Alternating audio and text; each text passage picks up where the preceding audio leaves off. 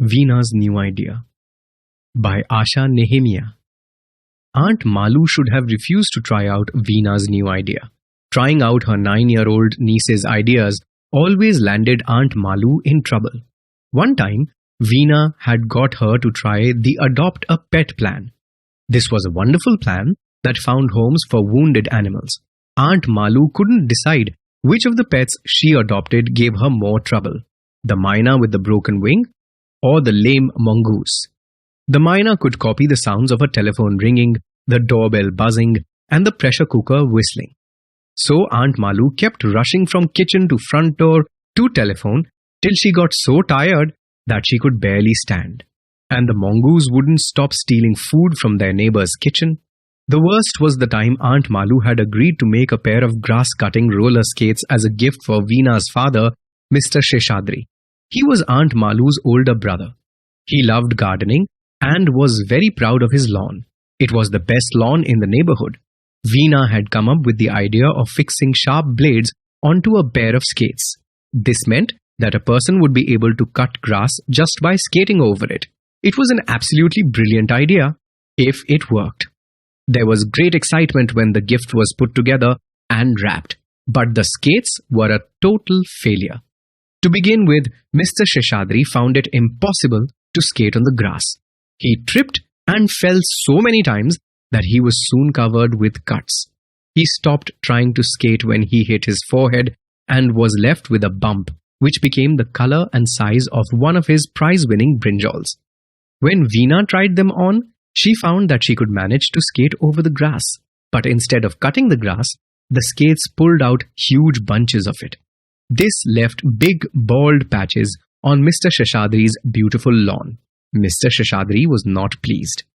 That's why Aunt Malu should have been more careful when Venna entered her workroom one morning and said, "I have an idea." Aunt Malu was so busy pounding red hibiscus petals for making her herbal medicines that she didn't hear Venna. "What do you think about getting rich?" Venna was a little louder. She pushed aside several tiny bottles with cork stoppers and tall jars made of thick blue-green glass so that she could sit on the table where her aunt was working. Venna could not sit still. She liked to swing her legs and fiddle with everything on the table. Sometimes, without thinking, she would mix up the seeds that Aunt Malu had just sorted out, or spill some precious drops of jasmine oil onto the table. "Stop fiddling with the pineapple prickles. I've just washed and dried them. And don't sit on my table if you can't stop shaking it." Aunt Malu was measuring out some shiny white cucumber seeds on a tiny weighing scale. "I'm not sure I should try any more of your ideas, Venna," Malu said calmly. "The last time I tried one of your ideas, I ended up spending 10 days in bed, not able to move at all." "It was only 8 days, and it was just your arms you couldn't move," said Venna. "Anyway, that's not going to happen this time. My idea for making you rich is going to be no trouble at all." Even at this point, Aunt Malu could have been smart enough to change the topic, or to start talking about the weather, or the price of potatoes.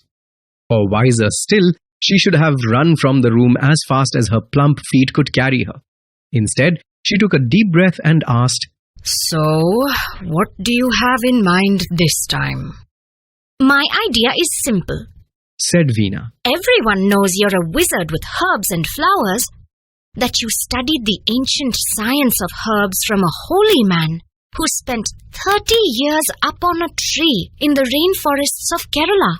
But only sick people or people with problems buy your herbal medicines. Now, if you could make some product that everyone, and not just sick people, would have to use, something like soap or face cream that almost everybody would have to use every day, then you'll make more money." "But I've already tried that, Venna," Aunt Malu pointed out. "I've already tried making herbal products that everyone can use. Remember the herbal laundry starch? And the voice-improving pills made from clove and peppermints? They were both such fantastic products, but no one bought them."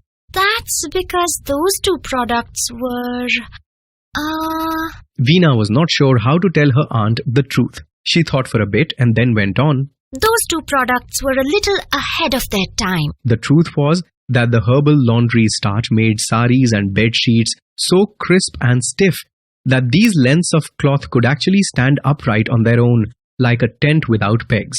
As for the voice-improving pills, that was another story.